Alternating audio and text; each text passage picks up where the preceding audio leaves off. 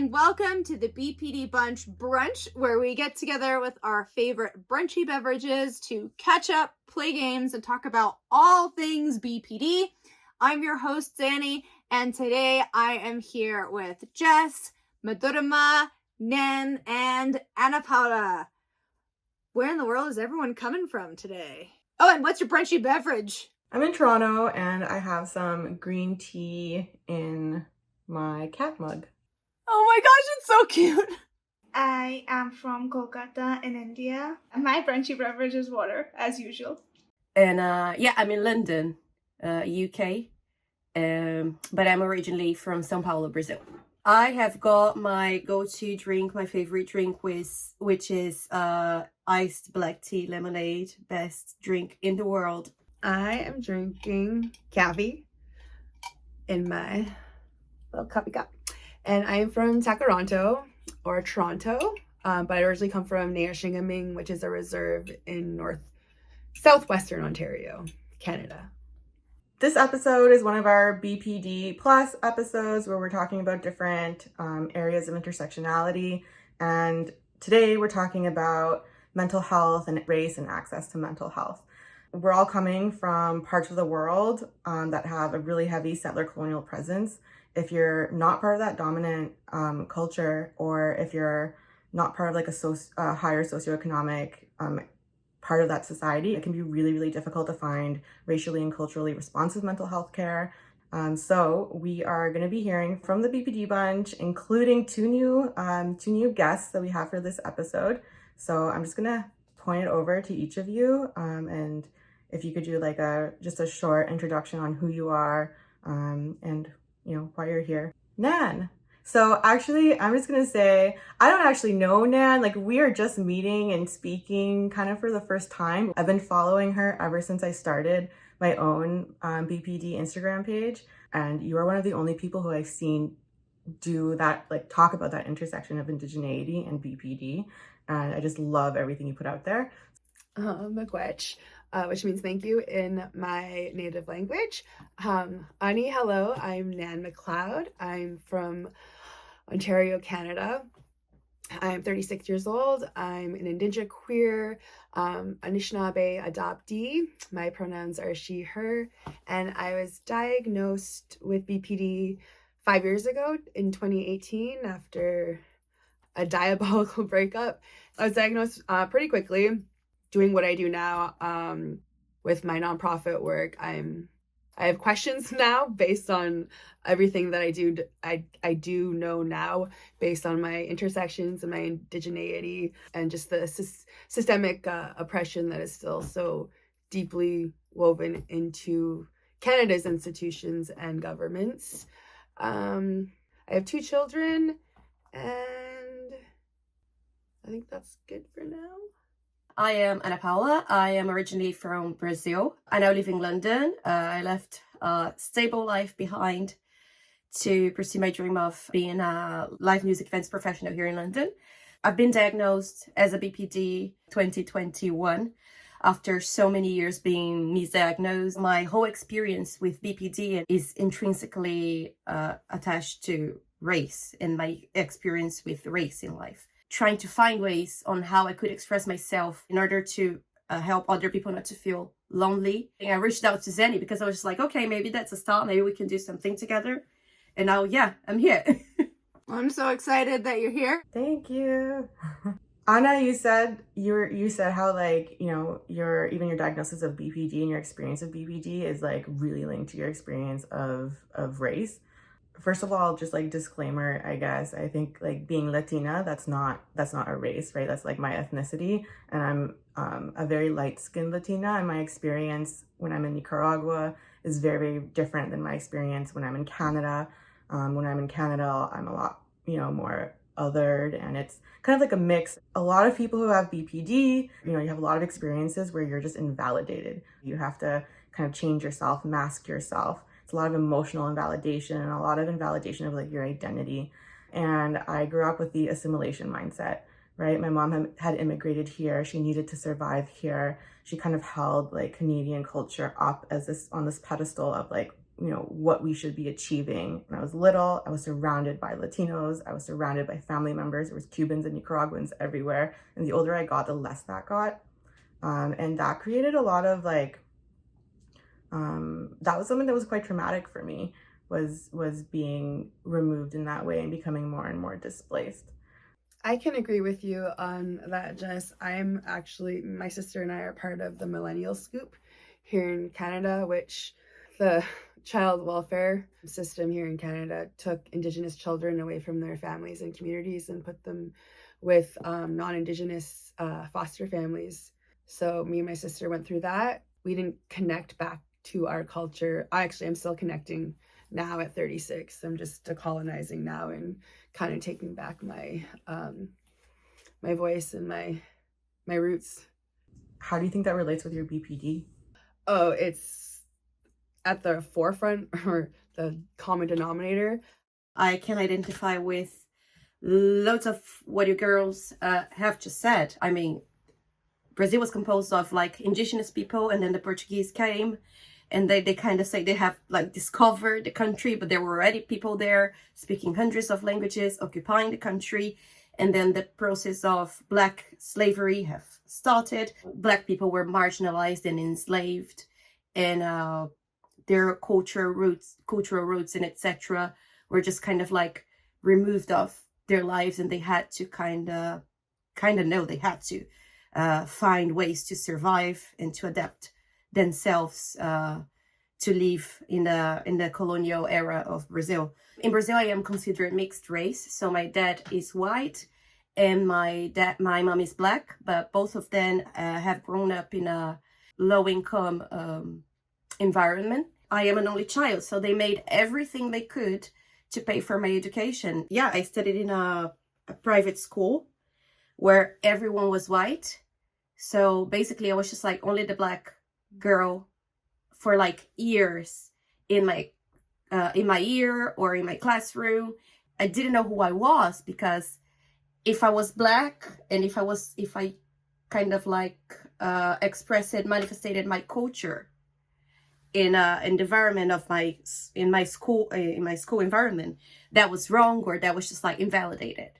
And the opposite, my family or my cousins that were still in that place of social opportunity deprivation, they couldn't understand the things that I brought from my school environment. It kind of creates a confusion, and only when I got my BPD diagnosis I could actually realize that these experiences were mostly responsible to kind of make me develop these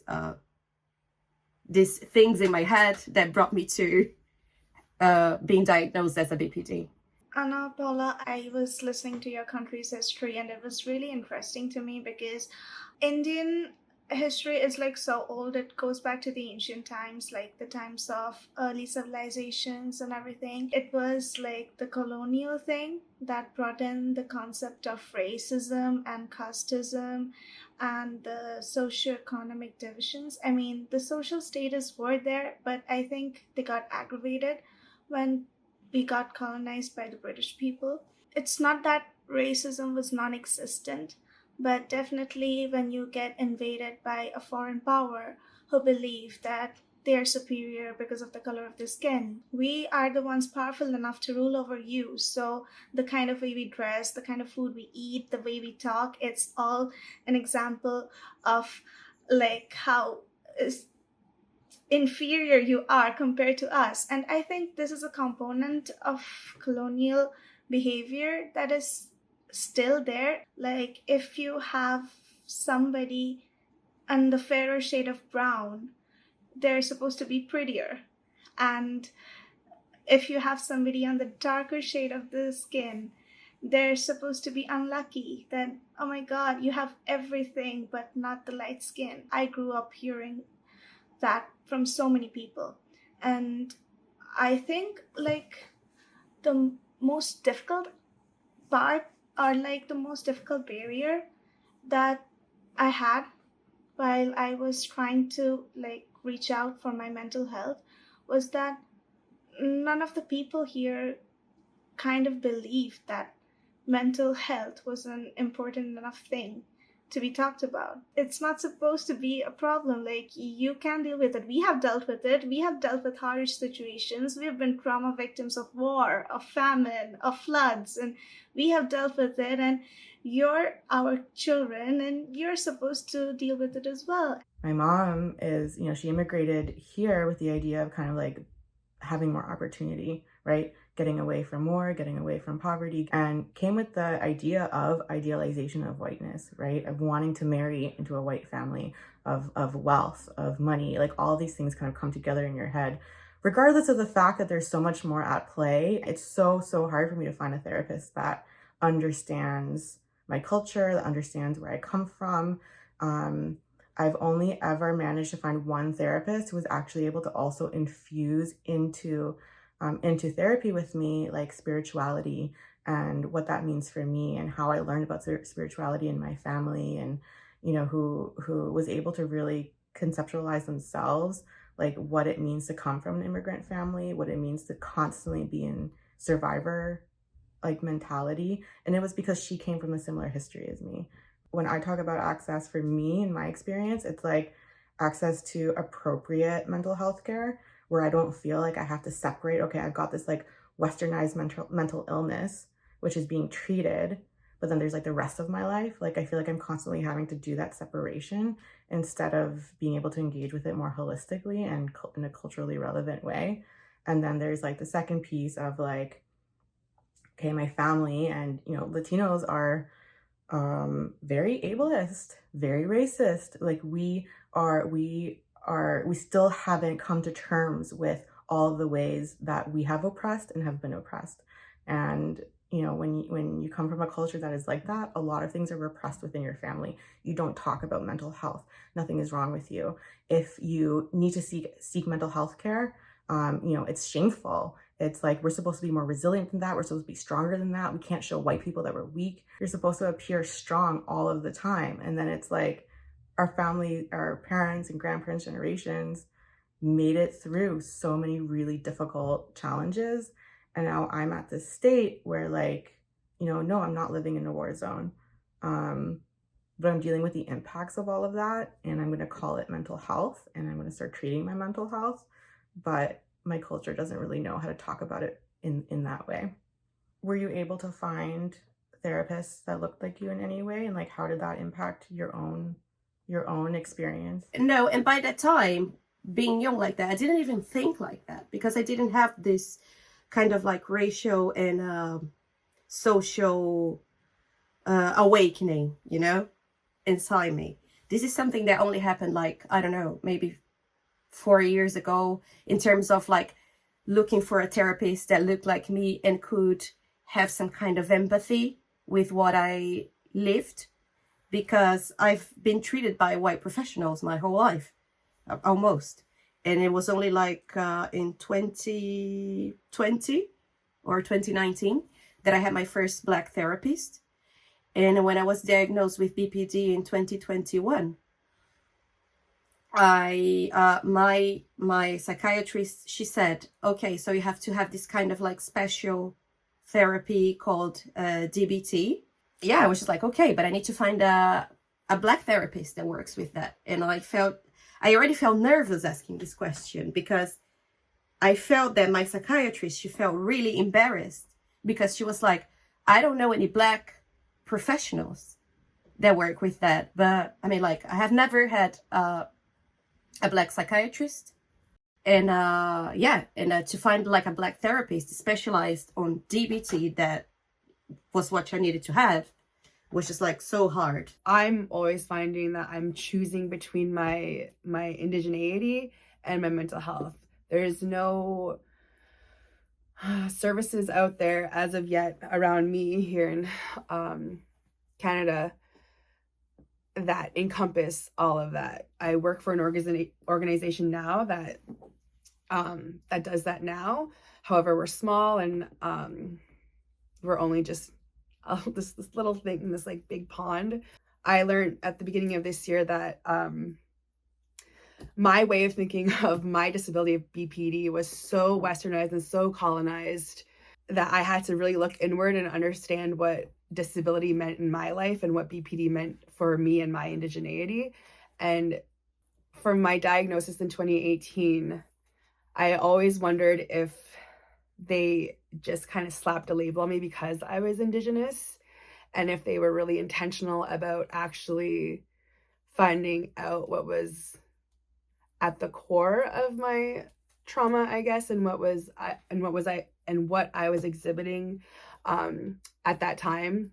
I can only imagine what it feels like to be a part of the minority in a country like the US or Canada. But like I'm not a minority where I'm coming from. While I was being diagnosed, my therapists were saying that you probably don't realize it as of yet, but these things that happened in your childhood, they have had an impact on your mental health and on your brain as you were growing up. And I felt like such an imposter because I'm like, that can't be right, because a lot of kids my age or a lot of people who grew up with me face the same kind of things. So what does it mean for me that I get the diagnosis of a personality disorder? It kind of made me feel like I'm acting too privileged, if that makes sense. It's like a problem for the privileged people, not something that is so common for us. Like, yeah, parental neglect. Everybody kind of has it in their checklist. Like, abuse, history of abuse, yes. Like, oh my God, like, grow up. Like, that was the general attitude. So yeah, that was kind of what I faced. And it's funny because when I told my therapist all of this, she gave me a book about BPD, and it was all examples of like some 35-year-old white woman decided to like scream at her husband and run away from the house. And then there was this like 40-year-old shoplifter or something like that. And when I was first reading the book, I gave it to my therapist and I was like, I don't relate to this. I don't think you're diagnosing, I have the right diagnosis. And that's when she told me one thing that really struck with me, is that this is a book that is written by someone from a first world country, and these are examples of people they have seen in those countries with the kind of resources they have, with the kind of background they grew up in. These are these examples, and you don't necessarily need to resonate with them to just validate your diagnosis. So you're still who you are. It's just you need a different set of skill to deal with it. So many people have had that experience, right? Where you read a couple of examples and it's like, well, that's not me, because there are so many different things that influence us to be the way that we are, right? And in every episode, like, there's a lot that overlaps, but there's a lot of differences too. And our culture and our backgrounds and where we live, all these different things, they play such a big role in how these things express themselves, which is why telling all these stories is so important. It's very easy to, like, instead of calling it out, like, oh, no, you're experiencing the impacts of racism. You're experiencing the impacts of immigration. You're experiencing the impacts of colonization. You're experiencing the impacts of residential schooling, of generations of, your parents lived through war. You're experiencing the impacts of that. Instead of naming that and calling that out, it's like, okay, here's a label. You've got a mental illness. Like, now go seek treatment. I was really, really appreciative when I first heard about BPD, because I was like, yeah, these are all my symptoms. But it took me a while, like maybe a year in, I was kind of like, okay, this isn't actually going deep enough for me. Why do I get covered through my work to go see a therapist, but I don't get covered to go, see healers, or I don't get covered to go to like get more holistic, community building around me, or I don't, all the things that I actually need, Tiny pause. You get covered at work to see therapists? Yeah. We have health insurance. You can get insured for different doctors and specialists and therapists and stuff. I haven't been to therapy in 2 months and I can't even get a break. I have to write an application saying I'm very, very sick, which has to be a physical illness, like, because otherwise you don't get it. I am so sorry you're going through this, because it's the worst feeling ever.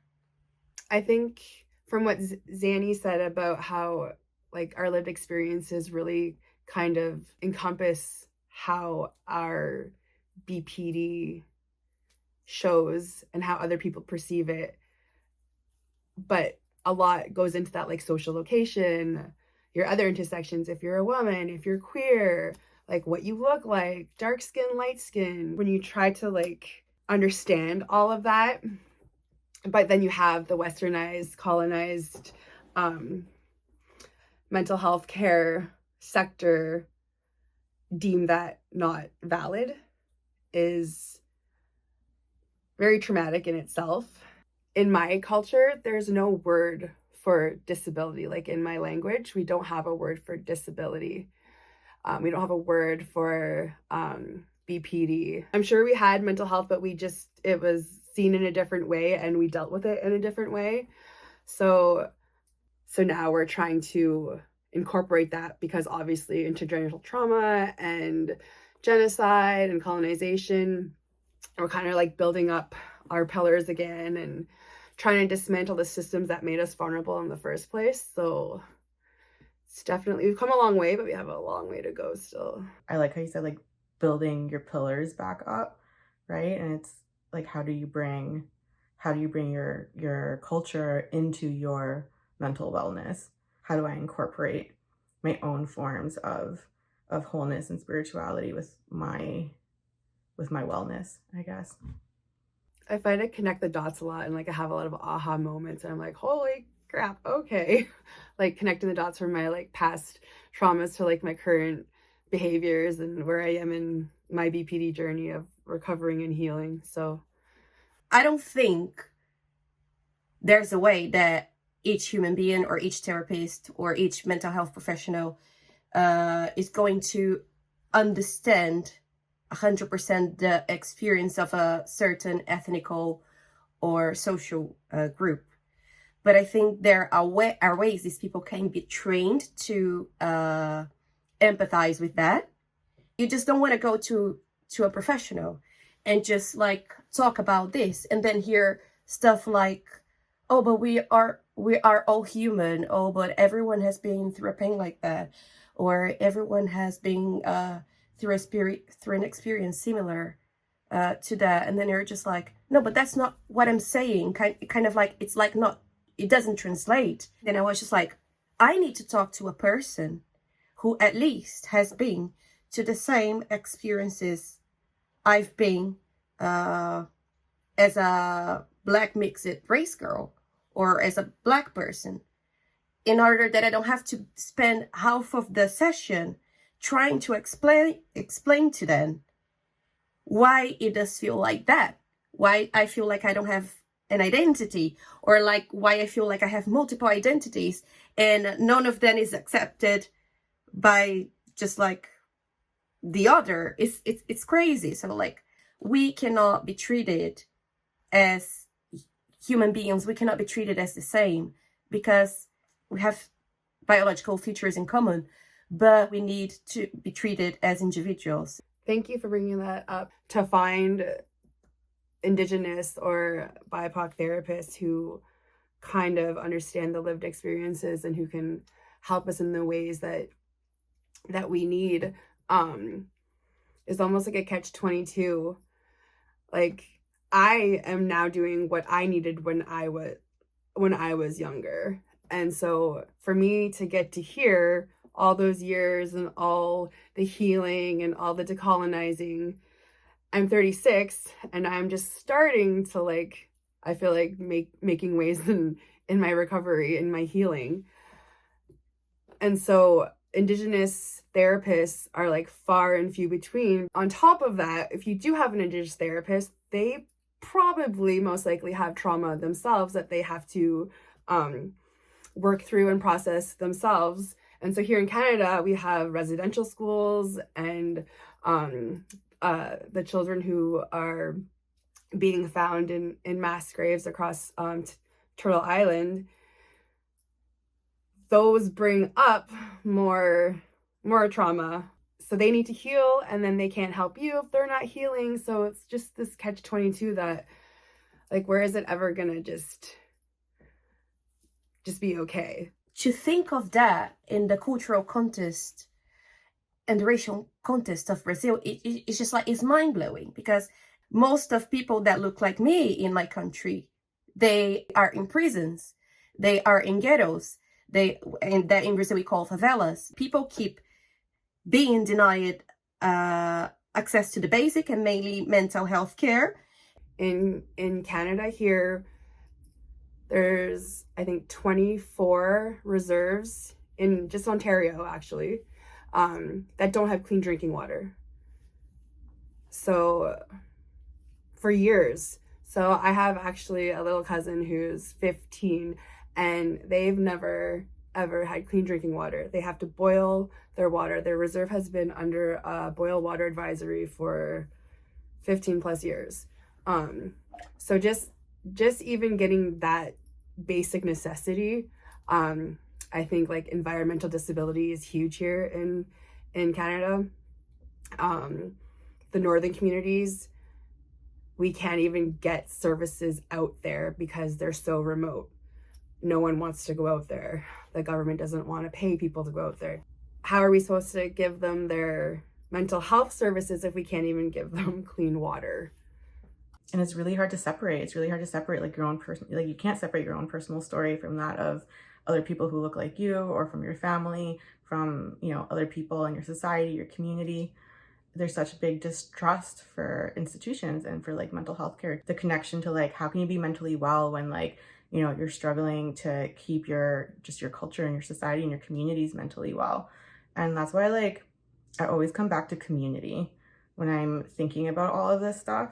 I always come back to community. Like, I feel better when I'm more connected with people who I love, who are around me, when I'm more connected with people who have similar experiences with me, when I can lift them up and they can lift me up, like when we can work through things together. Like, even though I've kind of gone through the mental health care system, I'm like, I've become, because of my cultural background and my experiences, my family's experiences, I've become more resistant to continue to go through the like medical system, and instead trying to shift my like mental health care to the communities I have around me instead. When I started reconnecting with my culture, I reclaimed my spirit name. I reclaimed my my community, my family, because I'm adopted as well. So my spirit name is Gijigwe Makwa, which means loud bear.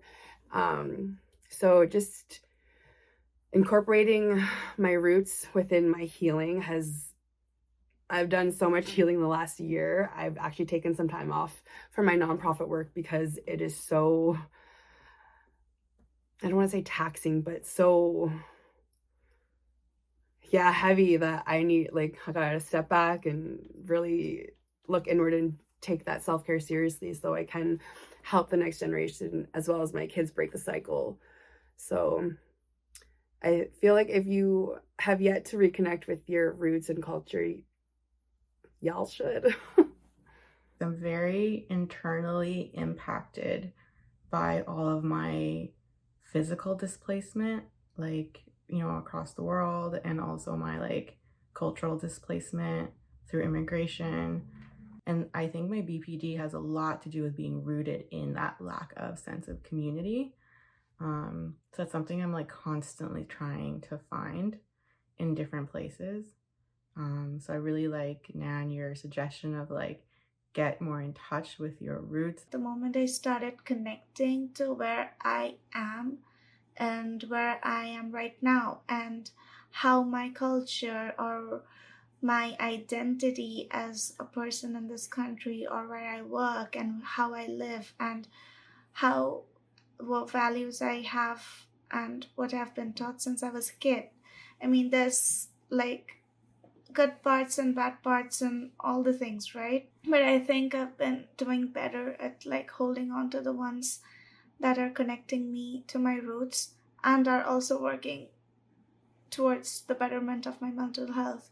And that's been really, it's given me a sense of peace. Like, it's kind of made me believe that yes, it's possible to be happy where you are, like right here and right now, and that's probably the thing that matters, because like the past is in the past and you don't know what the future holds, so gotta make peace with what you got at this point.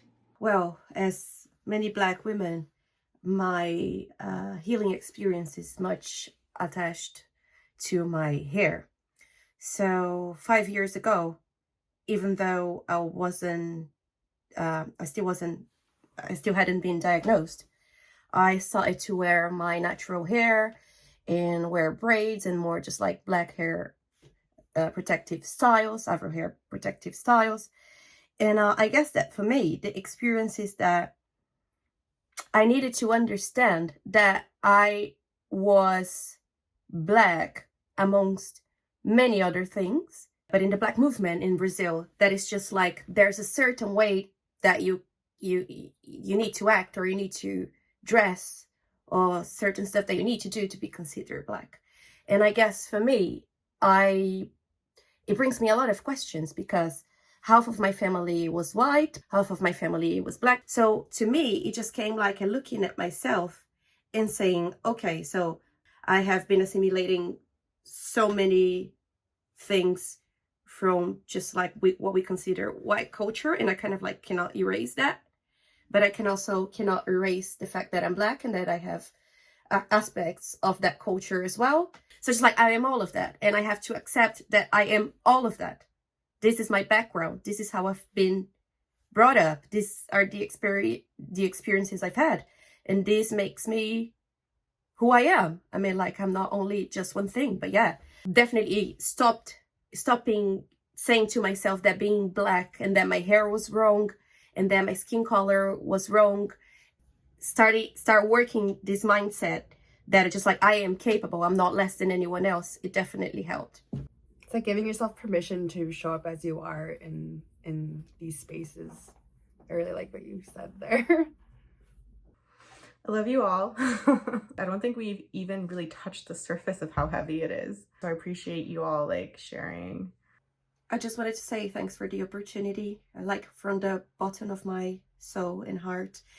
And this is also like something very difficult to talk about, as we've been pointing out, but at the same time, it's so necessary. And I feel so relieved. For the viewers out there, if you feel like you're experiencing this, I just wanted to tell you all that it's valid, like however you feel and whatever you feel, and like any background you come from. And like we all said, all of our experiences are so different, but you still have people and you still have a community. That's us. So there's a hopeful note on that. I think that's what makes this podcast so different and special, because we have all different backgrounds, and Zanny, like, just opening up this space and just being able to like listen and just be able to not grant us the space, but like just open up this dialogue and needed conversation around these issues, so that the next generation, or even our peers, can navigate these systems that weren't built for us. So thank you again, BPD Bunch, for doing this. Well, thank you so much, everyone. Hopefully, if you're watching, you come away from this episode feeling less alone, and that there is hope for the future. The more we talk about these things, the more we can change the world for the better, so that everyone can feel like there is space for them wherever they are. So thank you again so much for watching. Make sure that you like, subscribe, and turn on your notifications so you don't miss a single episode. Next week, we will be back for another brunch doing a Q&A. So we will see you then. Till next time. Bye. Bye.